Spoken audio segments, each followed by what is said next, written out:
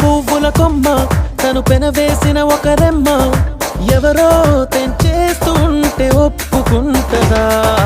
బుడి బుడి అడుగుల పాపైనా తను ఆడుకునేదొక బొమ్మైనా